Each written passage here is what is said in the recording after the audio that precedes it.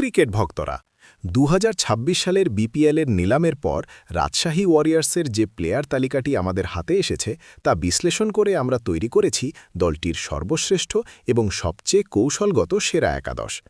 এই একাদশে তারুণ্য এবং অভিজ্ঞতার এক দারুণ মিশেল রয়েছে।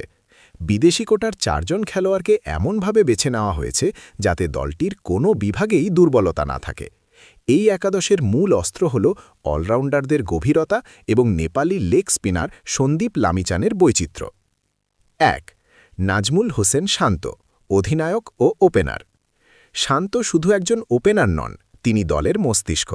তার প্রধান শক্তি হল ইনিংসকে অ্যাঙ্কার করে ধরে রাখা এবং কঠিন পরিস্থিতিতেও মাথা ঠান্ডা রেখে খেলা। যদিও তার স্ট্রাইক রেট নিয়ে মাঝে মধ্যে প্রশ্ন ওঠে, টি-20তে এক প্রান্ত ধরে রেখে বাকিদের স্বাধীনতা দেওয়ার ক্ষেত্রে তিনি অপরিহার্য। অধিনায়ক হিসাবে মাঠের কৌশল নির্ধারণ এবং তরুণ খেলোয়াড়দের পরিচালনা করার গুরুদায়িত্ব তার কাঁধেই থাকবে। ২. তানজিদ হাসান তামিম, ওপেনার। তামিম হলেন দলের power play specialist.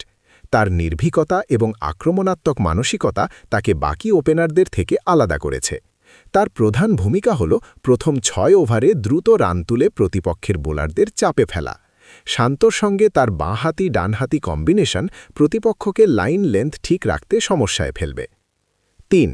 Sahibzada Farhan, top order batsman.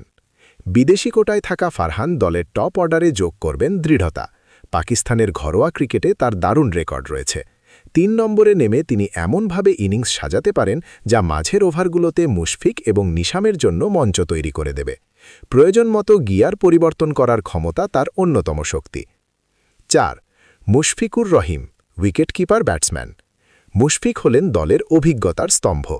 তিনি শুধু উইকেট কিপিংই করেন না, বরং দলের সবচেয়ে নির্ভরযোগ্য ব্যাটসম্যানদের একজন। ৪ নম্বরে তার উপস্থিতি মিডল অর্ডারে একটি নির্ভরতা দেয়। তিনি স্পিন এবং পেস দুটোই খুব ভালোভাবে সামলাতে পারেন এবং কঠিন মুহূর্তে এককভাবে ইনিংস টেনে নিয়ে যাওয়ার ক্ষমতা রাখেন।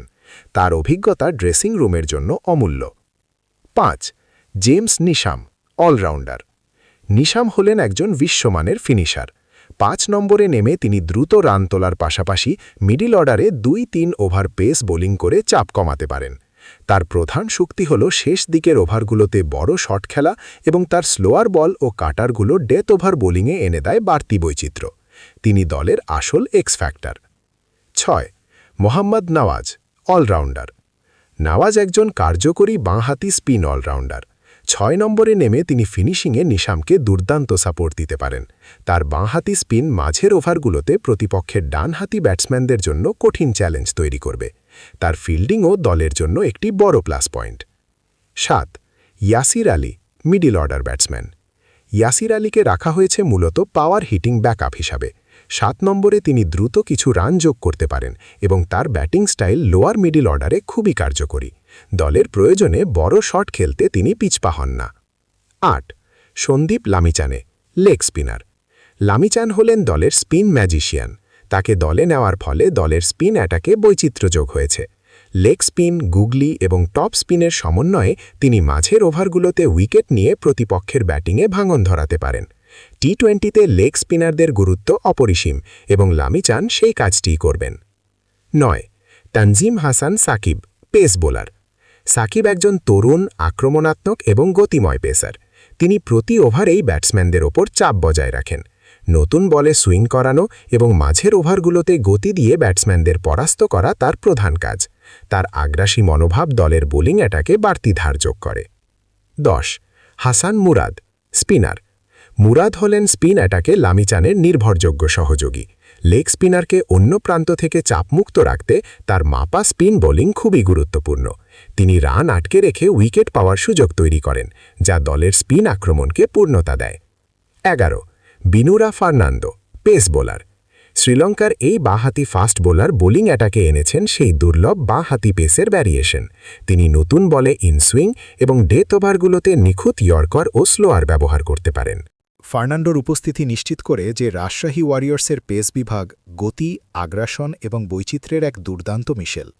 এই একাদশটিতে জেমস নিশাম এবং মোহাম্মদ নওয়াজের মতো অভিজ্ঞ অলরাউন্ডার যুক্ত হওয়ায় ব্যাটিং এবং বোলিংয়ের মধ্যে একটি দারুণ ভারসাম্য এসেছে।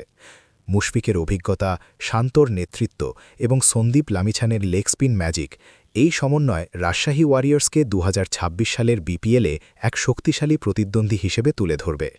এই একাদশ মাঠে নামলে তাদের ট্রফি জেতার সম্ভাবনা বহুলাংশে বেড়ে যাবে।